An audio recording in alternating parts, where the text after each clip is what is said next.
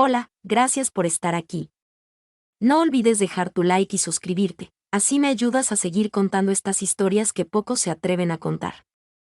No sé cuántas personas pueden decir que despertaron a los 91 años creyendo que aún estaban en otro tiempo en otra casa rodeadas de las mismas voces de siempre solo para descubrir que el mundo ya no era el mismo y que nadie alrededor las reconocía. Yo puedo decirlo con un nudo en la garganta y la mente aún confundida porque eso fue exactamente lo que me pasó a mí. Me llamo Estela y esta es la historia de cómo desperté después de lo que todos llamaron un milagro, pero que para mí fue algo mucho más extraño. Fue como nacer de nuevo en una vida donde ya no encajaba, donde los rostros que recordaba ya no estaban y los que estaban no sabían quién era yo. Recuerdo que el último día antes de caer en coma fue como cualquier otro. Me dolía un poco la cabeza, creo que discutí con mi hija por una tontería. No quería tomar un medicamento nuevo que el doctor le había recomendado. Yo siempre fui muy desconfiada con los cambios. Supongo que parte de mi carácter duro se formó tras tantas pérdidas en la vida. Lo siguiente que recuerdo no es un hospital, ni luces blancas, ni voces médicas. Es oscuridad, un silencio profundo, una especie de sueño largo donde todo parecía lejano, como si yo estuviera flotando en una niebla interminable. A veces oía voces, sentía manos tibias en la mía, pero no podía moverme, ni hablar, ni abrir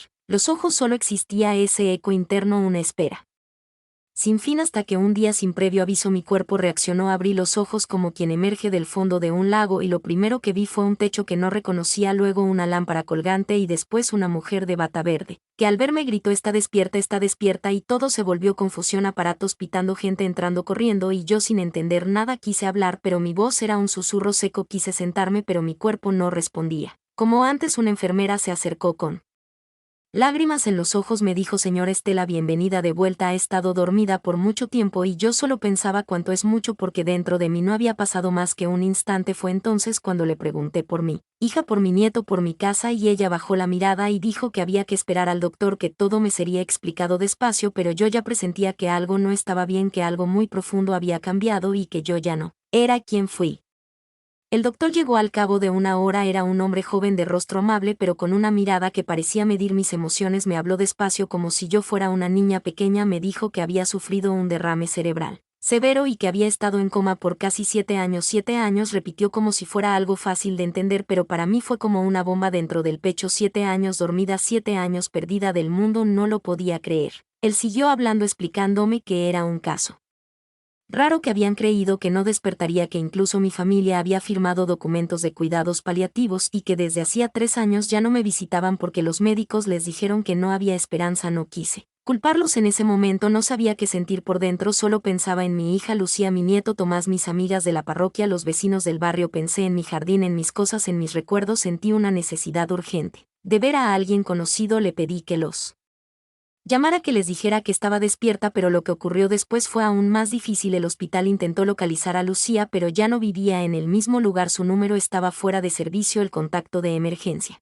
que tenían era de una tía lejana que había fallecido el año anterior. Nadie parecía saber dónde estaba mi familia, ni siquiera sabían si yo tenía más parientes vivos. Fue como si el mundo se hubiera movido sin mí y me hubiera dejado atrás. Me cambiaron de habitación, me pusieron en una sala más luminosa, más tranquila. Dijeron que debía tener estímulos positivos para recuperar la memoria, pero mi memoria estaba intacta. Lo que estaba rota era mi realidad. Empecé a preguntar por personas conocidas, por enfermeros antiguos, por el sacerdote del hospital. Nadie sabía nada. Me trajeron una psicóloga para ayudarme con la transición y lo primero que me preguntó fue cómo me sentía. Yo le dije la verdad: me siento como una sombra, como una presencia que nadie recuerda, como una voz que nadie reconoce. Y entonces empecé a pensar cosas más oscuras: y si todo esto era un error, y si yo no era Estela, y si me confundían con otra mujer, y si durante esos 7 años mi identidad fue borrada como quien borra una mancha en la pared. No quería caer en la locura, pero era difícil no hacerlo cuando te despiertas en un mundo donde nadie te espera, donde nadie te llama por tu nombre, donde ni tu reflejo en el espejo te resulta familiar.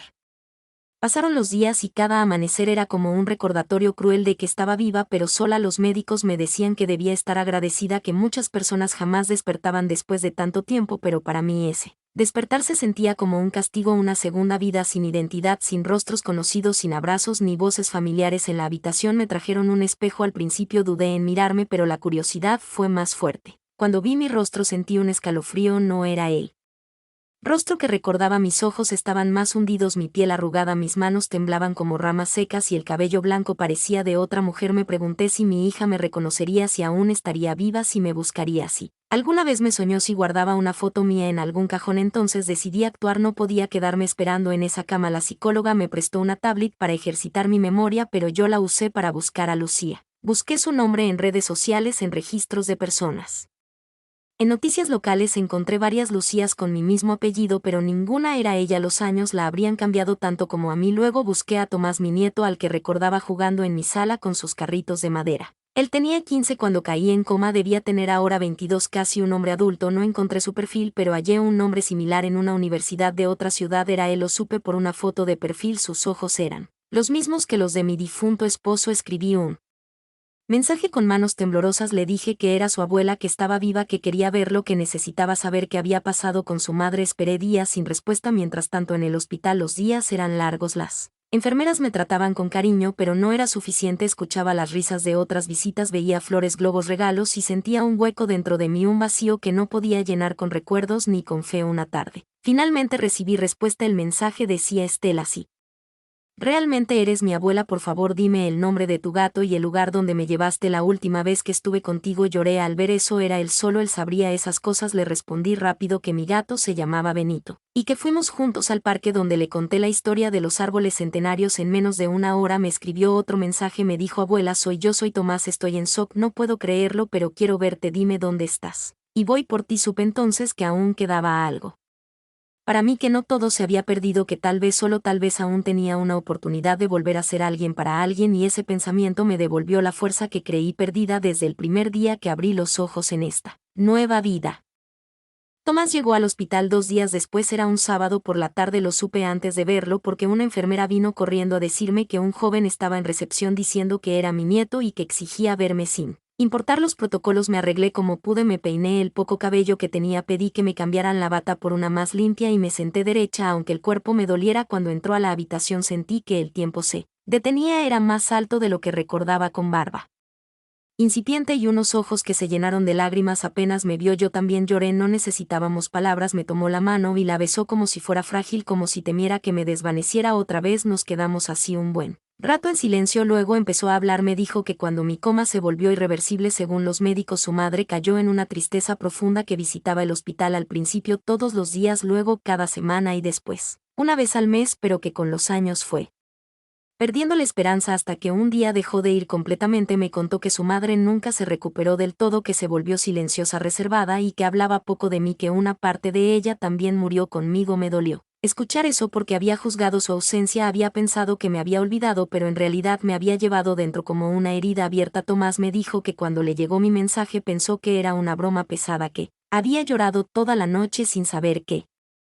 pensar, pero que algo en su corazón le decía que era real, que yo seguía viva. Me prometió ayudarme a recuperar mi lugar. Me llevó un álbum de fotos con imágenes viejas, con cartas que yo había escrito, con recuerdos que él había guardado en secreto. Me dijo que su madre vivía en otra ciudad, que no se hablaban mucho últimamente, pero que él le diría que yo estaba despierta, aunque no sabía cómo reaccionaría. Al principio me dio miedo pensar que Luciano querría verme, pero decidí esperar, decidí confiar en que el amor es más fuerte que el miedo. Los días siguientes fueron distintos. Tomás venía todos los días, me llevaba libros, me ponía música, me traía pan dulce y flores pequeñas. A veces nos quedábamos horas hablando de la vida del pasado, de cómo cambió el mundo. Mientras dormía me contaba sobre internet, sobre la tecnología, sobre cómo la gente ahora vive con prisa y sin pausas, y yo le hablaba de los años antiguos, de cuando las cosas se arreglaban con cartas y visitas de café. En la sala sentí que algo en mí se reconstruía poco a poco. Ya no era solo una mujer vieja perdida en el tiempo, ahora era una abuela amada, una voz que volvía a ser escuchada, y eso me dio fuerzas para esperar el siguiente paso, el más difícil, el reencuentro con mi hija, que aún no sabía que su madre había vuelto del lugar donde nadie regresa.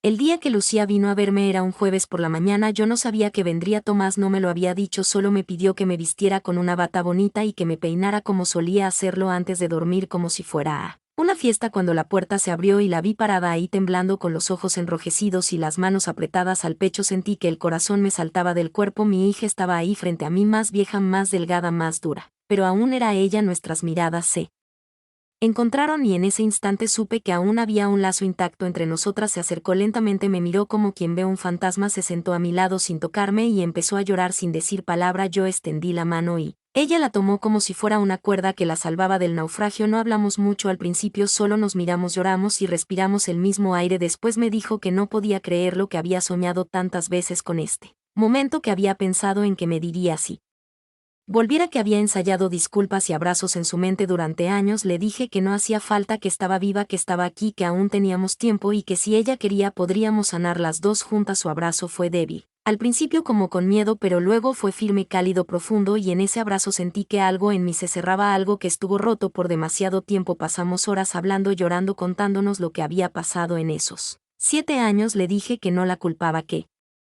entendía su dolor y su cansancio, que yo también había estado atrapada, que no fue solo un coma del cuerpo sino del alma. Me prometió no volver a alejarse, me llevó a su casa. Poco después Tomás me ayudó a adaptarme a la nueva vida. Aprendí a usar el teléfono, a hacer videollamadas, a leer noticias en una pantalla, y aunque todo era nuevo me sentí parte de algo. Por primera vez en años fui a conocer a mis bisnietos pequeños y ruidosos que me llamaron bisabuela, sin entender del todo quién era esa señora arrugada que lloraba al verlos. Reímos mucho, lloramos también, pero todo valía la pena porque cada día desde que desperté fue un regalo inesperado. A veces me pregunto por qué volví, por qué mi cuerpo resistió, por qué no me fui como tantos otros, y la única respuesta que encuentro es esta: volví para cerrar un ciclo, para curar un vínculo, para ser testigo de que el amor existe aún después del olvido, aún después del silencio. Volví para recordarles que, mientras respiremos, aún podemos reparar lo que creíamos perdido, que no hay edad para volver a empezar, que la vida, aunque nos dé la espalda, a veces también nos ofrece una segunda oportunidad. Hoy, a mis 91 años, me siento más viva que nunca, no por todo lo que he vivido, sino por todo lo que aún me queda por decir, por abrazar, por perdonar. Si tú estás escuchando esto, si alguna vez sentiste que ya no hay retorno, que todo está dicho, que el tiempo se acabó, quiero que sepas que mientras tengas aliento hay esperanza, mientras puedas mirar a